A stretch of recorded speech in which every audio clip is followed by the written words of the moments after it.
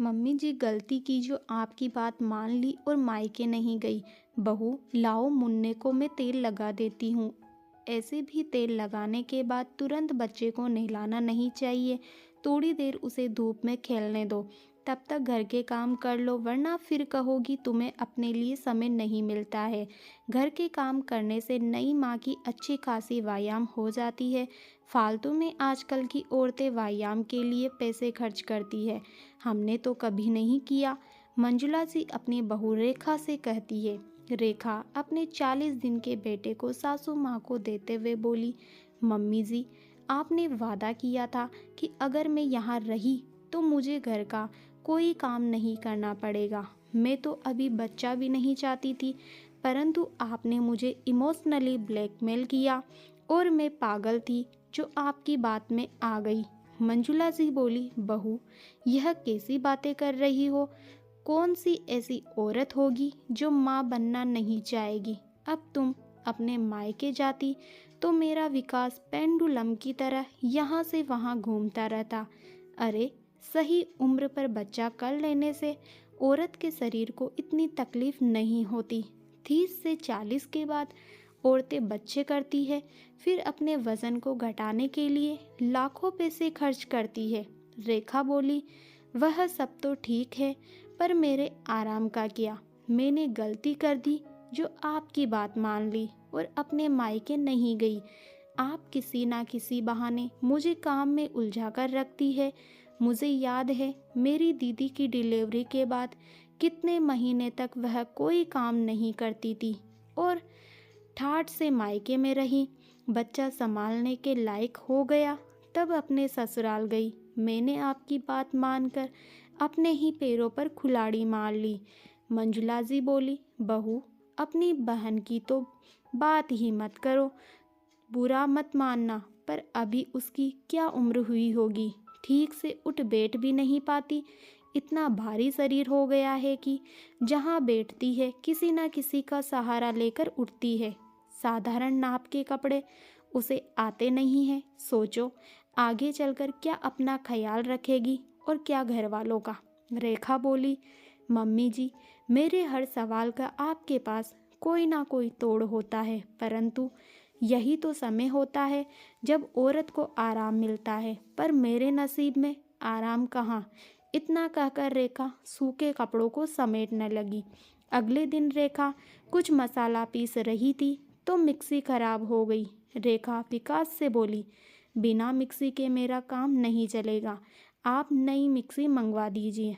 तभी मंजुला जी आई और बोली, बहू एक शर्त पर नई मिक्सी आएगी, जब तुम रोजाना 10 मिनट चक्की पीसोगी। बोलो मंजूर है? रेखा बोली, मम्मी जी यह क्या बात हुई? अब मैं आपकी बातों में नहीं आने वाली।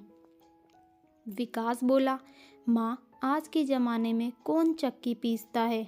मैं मिक्सर ग्राइंडर ला दूँगा, उसमें सब हो जाता है। मंजुला जी बोली, तुम तो चुप ही रहो, यह मेरे और बहू के बीच की बात है, तुम जाओ। विकास चुपचाप वहाँ से चला गया। रेखा उसे हैरानी से देखती रह गई। मंजुला जी ने एक बड़ा सोंठ का लड्डू और हल्दी वाला दूध का गिलास रेखा की तरफ किया और बोली, बहू आंख बंद करके पहले इसे खा लो और दूध गटक लो, फिर मैं तुम्हें चक्की के फायदे बताऊंगी। रेखा बोली, मम्मी जी यह रोज रोज दूध में कभी हल्दी तो कभी केसर, कितने दिन यह पीना होगा? मंजुला जी बोले, बहू यह तुम्हारे और मेरे पोते के लिए बहुत फ़ायदेमंद है। तुम्हारी हड्डियाँ मजबूत रहेगी, तभी तो बुढ़ापे में तुम मेरी सेवा करोगी। मुझे पता है इन सब कारणों से लड़की अपने मायके में रहना चाहती है, ताकि वहाँ नाक मुँह बनाकर माँ को इनकार करेगी और माँ बेचारी चुपचाप गिलास लेकर चली जाएगी। पर मैं तो माँ नहीं हूँ, मैं तो सास हूँ, तो चलो जल्दी से पी लो। रेखा बेचारी सोचती, जब ओखली में सर डाला तो मूसल से क्या डरना, और उसने आंखें बंद कर पूरा गिलास दूध पी लिया। तब मंजुला जी बोली, देखो बहू 10 मिनट चक्की चलाओगी तो यह जो तुम्हारा पेट प्रसव के दौरान निकला है वह धीरे धीरे अंदर चला जाएगा। क्या तुम नहीं चाहती कि तुम्हारा छड़हरा बदन देखकर तुम्हारा पति हमेशा तुम पर मोहित रहे? रेखा इधर उधर देखकर शर्माई और बोली, मम्मी जी यह कैसी बातें कर रही? मंजुला जी बोली, कोई भी सास अपनी बहू की दुश्मन नहीं होती। मैं समझती हूँ बच्चा होने के बाद कोई भी लड़की अपने मायके आराम और माँ की ममता के लिए जाना चाहती है। क्या मैं तुम्हें अगर वही ममता और देखभाल यहाँ दूँ तब भी तुम मायके जाना चाहोगी? रेखा बोली, जो भी हो मम्मी जी, पर आपने अपनी बातों की माया जाल में मुझे फंसाया और यहाँ रहने के लिए मुझसे हामी भरवाई। मंजुला जी बोली, बहू इसलिए कि तुम्हारी भाभी भी गर्भवती थी। अब एक अकेली तुम्हारी माँ बेचारी अपनी बहू की देखभाल करे कि बेटी की? मैं तो हुई तुम्हारी देखभाल के लिए। सोचो तो मैंने तुम्हारे साथ तुम्हारी माँ की भी मदद की है। तभी रेखा की माँ का फ़ोन आया और वह बोली, बेटा आज के ज़माने में कौन सी सास या समधन सामने वाले के लिए इतना सोचती है? तुम्हारी सास ने मुझे वादा किया था कि वह मुझसे ज़्यादा तुम्हारा ख्याल रखेगी और देखो तो रखती भी तो है, वरना तुम्हारी भाभी के साथ मैं तुम्हारी पूरी देखभाल कर भी नहीं पाती। तुम तो जानती हो तुम्हारी भाभी की माँ नहीं है, इस वजह से मैं ही उसकी देखभाल कर रही हूँ।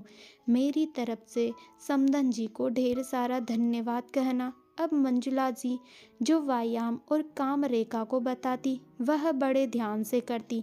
धीरे धीरे उसका शरीर पहले की तरह होने लगा। एक रात रेखा सो रही थी, अचानक उसकी नींद खुली तो उसने देखा उसका बच्चा उसके बगल में नहीं था। जब उसने दूसरे कमरे में जाकर देखा तो उसका बेटा सास ससुर के बीच आराम से सो रहा था। पीछे से विकास आया और रेखा को बोला, रेखा माँ हर रात तुम्हारे सोने के बाद मुन्ने को अपने पास ले जाती है ताकि तुम्हारी रात की नींद पूरी हो सके। उन्होंने मुझे बताने से मना किया था, इसलिए मैं तुम्हें कुछ कहता नहीं था। विकास ने बताया माँ को बेटी की बड़ी चाहत थी, इसलिए वह अपनी सारी ख्वाहिश तुम पर पूरी कर रही है। यह सब सुनकर रेखा की आंखों में आंसू आ गए। अगले दिन मंजुला जी के बिना बताए रेखा चक्की पीस रही थी तो मंजुला जी बोली, बहू अब इतना भी व्यायाम मत करो कि हवा में उड़ जाओ। अब मुन्ने का बचा हुआ काम तुम करो, मैं चली आराम करने। रेखा मुस्कुराकर बोली, नहीं नहीं मम्मी जी, अपने पोते को आप खुद संभालिए, मुझे तो इनके साथ शॉपिंग पर जाना है। अब मायके में बच्चा दादी के पास रहे या नानी के पास, क्या फ़र्क पड़ता है। रेखा मुस्कुराकर कपड़े बदलने चली गई तो मंजुला जी पोते को दुलार करती हुई बोली, देखा मुन्ना, तेरी माया जाल में तेरी माँ ने मुझे फंसा लिया। गलती कर दी जो बहू को मायके नहीं भेजी। दोनों सास बहू की बातें सुनकर विकास हंसने लगा। वहीं बच्चे की खिलखिलाहट से घर हर वक्त रोशन रहता। हर लड़की अपने उस दिन में मायके जाना चाहती है जो प्रसव के बाद के कुछ वक्त वह आराम से बिताना चाहती है। अगर ससुराल में ही उतनी ही निगरानी से उसकी सास बहू का ध्यान रखे तो क्या कोई बहू मायके जाना चाहेगी? आपको यह रचना कैसी लगी? अपने अनुभव और विचार कमेंट द्वारा मेरे साथ साझा करें। कहानी पसंद आए तो वीडियो को लाइक शेयर, चैनल को सब्सक्राइब जरूर कीजिए। धन्यवाद।